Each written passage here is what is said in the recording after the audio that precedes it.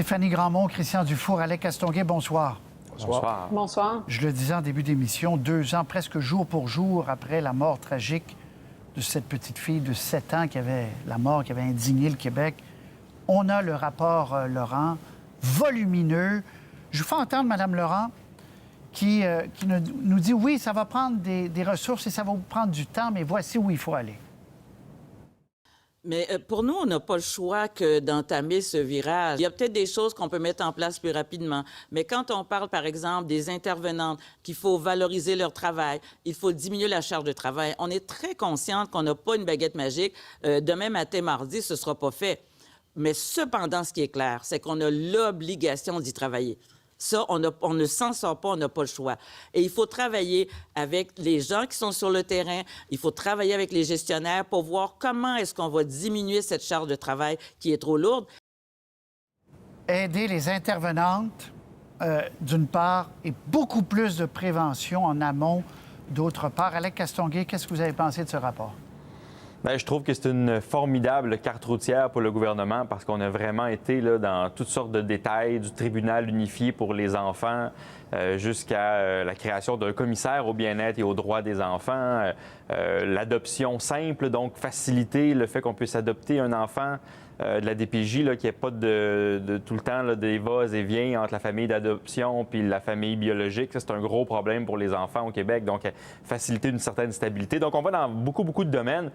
Il y a évidemment, puis Régine Laurent y fait allusion, là, des secteurs où ce sera plus long. Là. Valoriser le travail des intervenants, diminuer leur charge de travail, embaucher. Ça, c'est un peu le même problème qu'on a pour les infirmières, pour les préposés aux bénéficiaires. C'est des postes où on peu attirants, que les gens ont moins le goût d'occuper. Ça sera à beaucoup plus long terme. Mais dans l'ensemble, je pense que c'est un rapport qui a négligé absolument aucun aspect. Là, on a bien fait le travail du côté de Régine Laurent et de son équipe. Et le rapport embrasse large, là, parce que la prévention, je le répète, on parle des CLSC, on parle des écoles, plus de psychologues. Donc, il y en a pour tout le monde. Christian?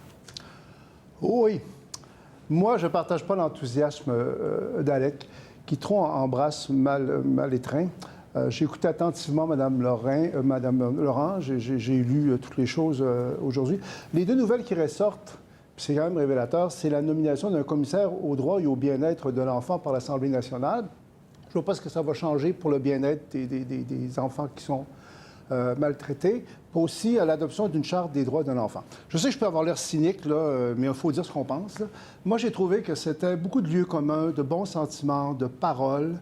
On est vraiment dans le jargon bureaucratique québécois, très, très bien pensant. Je trouve qu'il n'y a pas de diagnostic sur ce qui est arrivé avant d'imputabilité. Puis je trouve qu'il y a tellement de choses que c'est difficile à savoir qu'est-ce qu'il propose concrètement. J'ai noté ce qu'elle a dit: participation, concertation, collaboration, prévention, interdiscipline, travail en silo, projet de société, société solidaire et inclusive, bienveillance. Moi, je ne crois pas beaucoup à ça. Je trouve que ça me rappelait, en fait, le domaine de la santé, où on est en face d'une culture bureaucratique très bien pensante, très bienveillante, qui a de la difficulté à accoucher de choses concrètes. Je sais que je suis dur, mais c'est ça que je pense. Vous trouvez ça trop large? C'est tellement large. C'est parole. Je pensais à la chanson de Dalida. Parole, parole, Stéphanie? Bien, moi, ce qui m'a frappé à la lecture du rapport, qui est effectivement touffu, c'est qu'il y a beaucoup d'outils qui existent déjà, mais qui sont mal utilisés. Il y a beaucoup de recommandations qui sont faites, qui ne sont pas nouvelles, qui ont déjà été faites par une dizaine d'autres commissions, comités, groupes d'experts qui ont été mandatés au fil des décennies par le gouvernement pour essayer de trouver des solutions et guérir la DPJ. Donc, c'est pas nouveau. Et dans le passé, les recommandations ont été faites, malheureusement, comme le tribunal unifié. C'est depuis les années 70 qu'on en parle. Comment ça se fait que c'est pas encore réalisé? Ce qu'on espère, c'est que là, il y a une volonté politique. Peut-être que, justement, cette tragédie-là qui s'est produite avec la petite fille de Green Bay va avoir cet effet-là de motiver le gouvernement à mettre les choses en place. Et ce qui manque, c'est évidemment, il manque de l'argent, mais il manque aussi, je crois, un porteur de ballon. Et en ce sens-là, moi, je crois que l'idée d'un commissaire est loin d'être bête. Et déjà, il y a une directrice de la protection de la jeunesse qui a été nommée par Québec. C'était une des recommandations là, du rapport préliminaire de la commission Laurent. Là. Alors ça, c'est déjà fait. Elle est entrée en poste en mars. Et il y a d'autres recommandations qui ont déjà été mises en place. Donc, il y a plus d'argent aux groupes communautaires qui s'occupent des familles, etc. Québec a l'intention de déposer un projet de loi. On peut se permettre d'être optimiste, même si on voit que dans le passé, effectivement, il y a beaucoup de ces recommandations qui sont retombées à plat. Oui, rapidement, Christian. Ben, moi, je trouve qu'il n'y a aucune remise en question des façons de procéder québécoises. Puis ça commence à devenir un peu typique, en fait, quand on a des dossiers liés à notre administration publique. On nous parle beaucoup je sais que je suis dur, mais en tout cas, on nous parle de l'importance de remettre l'enfant au cœur du système. Je trouve que c'est la bureaucratie qui est au cœur du système. Ça ressort très clairement. Moi, j'aurais aimé avoir quelque chose de plus simple, de plus clair, qui dise, dans le passé, il y a eu des problèmes à cause de ça. Il y a des responsables, on propose de faire ça. Là, c'est une analyse quasiment intellectuelle de niveau de doctorat sur le problème, sur ce qu'on pourrait faire. Alec, un dernier mot là-dessus, sur l'adoption simple qui est proposée, qui découle du fait qu'on veut faciliter la stabilité pour les enfants qui sont déracinés parce que leur milieu est dangereux ou pas adéquat. Et là, ça, on le dit de différentes façons. On veut changer la loi. Ça pourrait être une avancée concrète, là. Oui, ça pourrait être une avancée concrète. Ça ne veut pas dire, évidemment, de couper le lien entre la famille biologique et l'enfant, là, mais d'arrêter de les transbahuter d'un côté à l'autre pendant des années, parce qu'à un moment donné, le lien affectif de l'enfant n'est ni pour une famille adoptive, ni pour sa famille biologique, puis il se retrouve émotivement brisé, puis ça crée d'autres problèmes. Donc, la stabilité dans l'enfance émotive, c'est très important. Ça, c'est intéressant. Moi, je suis d'accord avec Stéphanie. La nomination d'un commissaire au bien-être et aux droits des enfants, ça existe dans d'autres provinces. Ils ont un nom différent. Ça existe, par exemple, au Nouveau-Brunswick. Chaque année, il y a un rapport qui est déposé à l'Assemblée nationale. Ça fait des articles dans les journaux, ça fait des reportages à la télé. Ça force les élus à faire des diagnostics. Quand on se fait surveiller au gouvernement, on fait plus attention. C'est le principe de la vérificatrice générale, du protecteur du citoyen. Alors, d'en avoir un qui s'occupe des enfants, ça serait pas de trop. Puis lui pourrait voir à ce que ces recommandations-là, qui sont effectivement pour l'instant des belles paroles, Christian a raison, il faut en appliquer quelques-unes. Alors, à un moment donné, ça prend quelqu'un qui surveille tout ça. Puis moi, je pense que c'est une idée intéressante. Et de faciliter la vie aux intervenantes.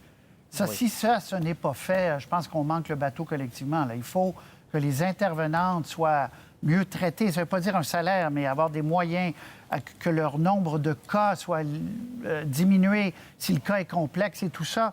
On verra ce que le ministre va en dire demain. Il réagit en 11 heures. Patrice, on pourrait commencer par leur donner des cellulaires. Ça serait déjà une avancée pas si mal. Et des adjointes administratives, comme a dit Mme... OK, très bien. Monsieur Legault et l'immigration, on écoute ce qu'il a dit aux gens d'affaires. C'était devant une réunion Zoom vendredi. Il veut des immigrants, mais qui vont gagner plus que 56 000. On écoute. Moi, mon obsession, c'est d'augmenter le salaire moyen au Québec. Donc, à chaque fois que je rentre un immigrant qui gagne moins de 56 000, j'empire mon problème. À chaque fois que je rentre un immigrant qui gagne plus que 56 000, j'améliore ma situation. Si à chaque fois qu'on rentre un immigrant économique, le fédéral nous oblige à rentrer un réfugié ou une réunification familiale, bien là, on va avoir de la difficulté à aller chercher les bonnes personnes. Alors, contexte, juste avant de vous donner la parole, Stéphanie, M. Legault, oui, veut augmenter un peu les seuils, mais absolument pas de l'ordre que le voudraient certains représentants comme le Conseil du patronat qui voudraient 70 000 par année. Ça ne sera pas du tout ça. Stéphanie, qu'est-ce que vous avez pensé de ce plaidoyer de M. Legault? Bien, en fait, moi, ce que je crois, c'est que si on veut une relance économique, ça va prendre des bras. Si on veut remettre nos finances publiques en ordre, ça va prendre des gens pour payer des impôts. Or, nous, au Québec, la population vieillit. Alors, il n'y a pas de mystère, là. Puis le Québec le sait très bien parce que dans son budget, les prévisions de croissance d'emploi sont anémiques. Et donc, c'est un aveu de dire il n'y aura pas énormément de croissance de l'emploi, à moins qu'il y ait plus d'immigration. Il y a des économistes qui calculent que si on veut seulement maintenir notre poids démographique au Québec, à l'intérieur du Canada, ça nous prendrait 70 000 immigrants par année. Bon, alors, quand la CAQ est arrivée, ils étaient à 50 000, ils ont baissé à 40 000. Et ça va là, cette remonter. année, on en a eu 25 parce qu'il y avait évidemment la pandémie. Là, ça va remonter. Jusqu'où ça devrait aller? Bon, le débat est ouvert, mais ce qu'il faut voir aussi, c'est au-delà du nombre, qui est-ce qu'on veut accueillir? Est-ce que en ce moment, on a presque la moitié des immigrants qui ont un diplôme universitaire? Sauf que la pénurie de main-d'œuvre, c'est beaucoup dans des postes techniques qui demandent une formation technique, donc dans la construction, des infirmières, etc. Alors, peut-être que ça vaudrait la peine de regarder aussi de ce côté-là, plutôt que des diplômés universitaires qui arrivent et qui ont des emplois qui sont complètement en dessous de leurs compétences.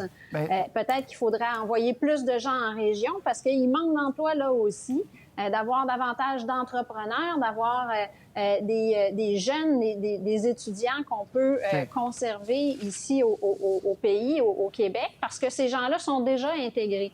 Alors, c'est toutes ces solutions-là qu'il faut regarder. Alec? Bon, à la défense du premier ministre, là, c'était pas un exposé de tout le plan d'immigration du gouvernement du Québec qu'il faisait aux gens d'affaires. C'était très ciblé autour de l'immigration économique. Je trouve que les extraits qu'on en a vus, c'est une simplification à outrance du phénomène. C'est-à-dire que le plus gros problème du Québec, là, c'est d'attirer des travailleurs étrangers qui ont une formation adéquate pour combler les besoins du marché. Il n'y a jamais été question, en fait, du salaire, parce qu'on peut avoir un besoin d'un soudeur à 38 000 par année, puis qui va tout à fait bien s'intégrer au Québec, puis qui va avoir son emploi en arrivant. L'espèce de critères un peu subjectifs du salaire moyen à 56 000 là, même le gouvernement ne prêche pas par l'exemple. Quand il a créé, François Legault, ses postes de préposés aux bénéficiaires, il a fixé la barre à 49 000 en disant « Bien, je pense que c'est suffisant pour attirer des gens dans ce domaine-là ». Il a eu raison. Il y a plein de gens qui ont appliqué pour devenir préposés aux bénéficiaires, mais il n'a pas mis la barre à 56 000 Les entreprises là, ont une échelle de salaire à respecter pour rester compétitives, pour être capables de tirer leur épingle du jeu par rapport aux concurrents au Québec, au Canada, à l'étranger. Donc, c'est sûr que la pression sur les entreprises de monter le salaire, étant donné la pénurie de main-d'œuvre, elle est forte. Mais en même temps, c'est pas juste une question de salaire, là. Le gouvernement ne peut pas dire, bien, attirer des gens en haut de 56 000. Il y a des domaines où ça s'applique moins. Puis on a quand même besoin de main-d'œuvre. Puis eux, ils s'attendent à ce que le gouvernement les aide à en attirer, là. Et ça, c'est pas le message que François Legault a envoyé. Mais quand M. Legault poursuit puis il dit « Moi, je veux pas, à chaque fois que j'accepte un immigrant économique, entre guillemets, être obligé de prendre un réfugié en même temps. » Donc, on voit, Christian, que le plafond, il ne veut pas le placer trop haut pour l'immigration. Oui, c'est ça. Suisse Le Chat est un peu mal à l'aise quand même par le fait que M. Legault parlait quand même à cœur ouvert. Donc, c'était pas censé être public. Puis il y a quelqu'un qui a jugé bon, en fait, d'enregistrer ça puis de couler ça. Moi, ça me choque encore un peu. Là, je dois être ancien. Mais vous êtes d'accord que c'est d'intérêt public? C'est vrai. C'est vrai. Non, mais je vais le dire quand même, parce que je trouve que je pense qu'il y avait beaucoup de monde qui écoutait. Là, quand même. Mais, il y a quand même des valeurs. Mais c'est vrai, vous avez raison que c'est intéressant. Parce qu'on apprend, en fait, ce que pense candidement M. Legault par rapport à ce thème-là. Et puis, au fond, M. Legault, comme les Québécois, est confronté à un problème dont la solution n'est pas évidente. Comme le dit Stéphanie, bon, sur le plan strictement économique, on n'a pas vraiment le choix. Hein? On sait qu'on a un vieillissement de la population. On a vraiment besoin beaucoup d'immigrants. On en reçoit déjà quand même beaucoup. Il faut rappeler que le Québec est une des sociétés qui reçoit le plus d'immigrants au monde par rapport à sa population. Là, on nous dit qu'il faudra en recevoir beaucoup plus. Le président du Conseil du patronat parlait de 70 000, je pense. Oui. Donc, M. Legault, je pense qu'on voit qu'il veut un peu freiner parce qu'il y a aussi les autres considérations. Le français, notre capacité d'intégration, ça fait partie du portrait aussi. Il n'y a pas de solution. Mais on sent que M. Legault, il n'est pas pour l'immigration tout azimut. Il y a des espèces de réserves. Pour le reste, je trouve que ça confirme ce qu'on a souvent dit. M. Legault, il veut vraiment avoir des gens qui sont bien payés, qui ont des salaires importants. Des bons salaires. Merci à vous trois. Merci à vous trois. Bonne soirée. Merci. Au revoir. Au revoir. Pour voir nos émissions en entier, rendez-vous sur la chaîne ICI RDI.